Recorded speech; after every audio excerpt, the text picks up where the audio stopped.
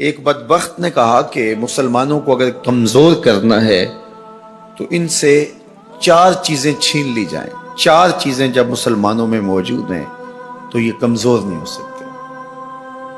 ایک قرآن مجید، یہ ان کی وحدت کی ضمانت ہے، اور یہ کتاب ان کی وہ ایسی پاکیزہ اور متحرک اور فعال تھیوری ہے جو کبھی بھی فرسودہ نہیں ہوتی اور ہر دور کی ضرورت کو یہ کتاب پورا کرتی ہے. اور یہ اس غیر متبدل کتاب کے ذریعے سے گرے ہوئے بھی اٹھ پڑتے ہیں. تو اس کتاب کو اگر ختم کر دیا جائے تو یہ تسخیر کیے جا سکتے ہیں. دوسری بات، ان سے حج ختم کر دیا جائے. حج ان کی وحدت کی علامت ہے، ان کی شان و شوکت اور شکوہ مسلم کی ضمانت ہے. لہذا حج ختم کر دیا جائے تو ان کو تسخیر کیا جا سکتا ہے. تیسری بات، ان سے جہاد کا خاتمہ کر دیا جائے. جہاد ختم ہو جائے گا تو یہ کمزور ہو جائیں گے. چوتھی چیز، ان کے سینے سے عشق رسول چھین لیا جائے.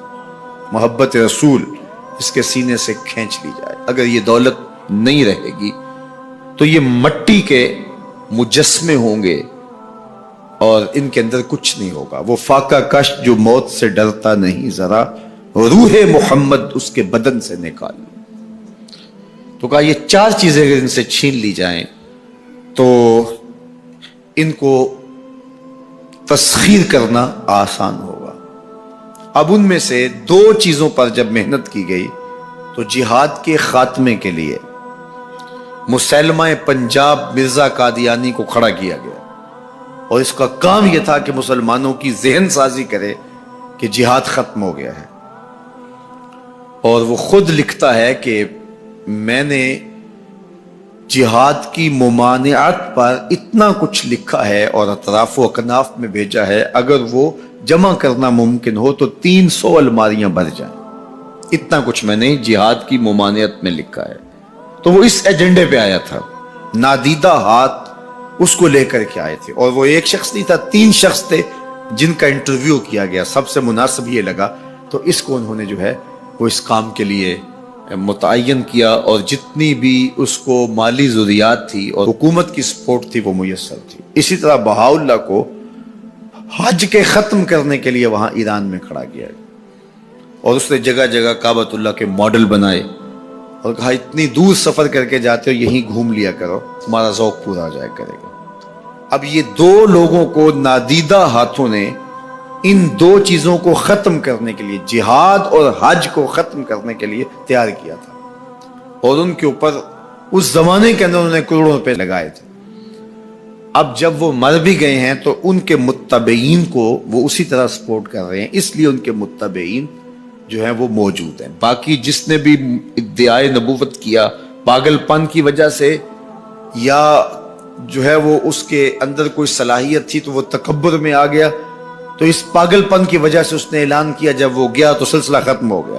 لیکن یہ جو 2 لوگ تھے ان کو باقاعدہ نادیدہ ہاتھوں نے کاشت کیا تھا اور پھر پانی دیا تھا، اور اب یہ کٹ گیا ہے تو نیچے سے ان کی پنیری کو وہ اب بھی جو ہے وہ پانی دے رہے ہیں اور گوڈی کر رہے ہیں، اور مسلمانوں کے اندر رخنہ اندازی کے لیے انہوں نے ہمیشہ ان کو فعال رکھا ہے اور ان کو ہمیشہ وسائل فراہم کر رہے ہیں. اس لیے امت کو ان سے محتاط رہنے کی بہت زیادہ ضرورت ہے، چونکہ یہ نادیدہ ہاتھوں کے مہرے ہیں جو مسلمانوں کو نقصان دینے کے لیے اور ان کے اندر سے ان جذبوں کو ختم کرنے کے لیے جو ہے وہ دن رات کوشاں ہیں، اور مغرب کی جاسوسی اسلامی ممالک سے کر کے جو ہے وہ ان کو فائدہ پہنچاتے ہیں. اور مسلمانوں کے لیے بالخصوص پاکستان کے لیے یہ مرزائی اس قدر خطرناک ہے کہ علامہ اقبال علیہ رحمہ نے اس زمانے میں کہا تھا، ابھی پاکستان بننے جا رہا تھا، آپ نے کہا تھا کہ مرزائی اسلام کے بھی غدار ہیں، پاکستان کے بھی غدار.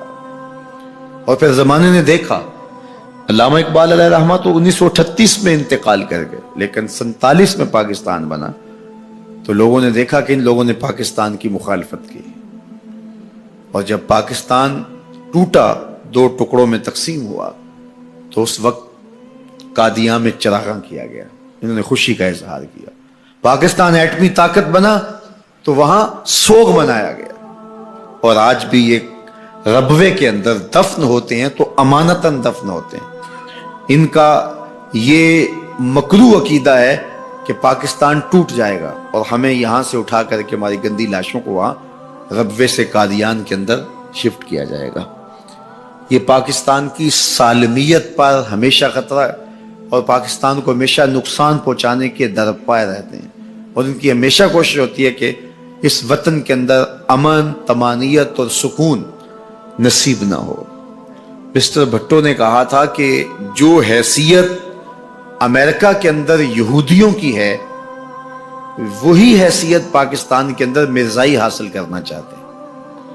حکومت بھلے کس کی بھی ہو، لیکن یہ پاکستان کے اہم مناصب پر فائز ہو کر کے جو ہے وہ پاکستان کو اپنے کنٹرول اور قابو میں لینا چاہتے ہیں۔ لیکن اللہ بھلا کرے ان لوگوں کا جنہوں نے دن رات کی کاوشوں سے، محنتوں سے آئین کے اندر ان کو غیر مسلم قرار دلوایا۔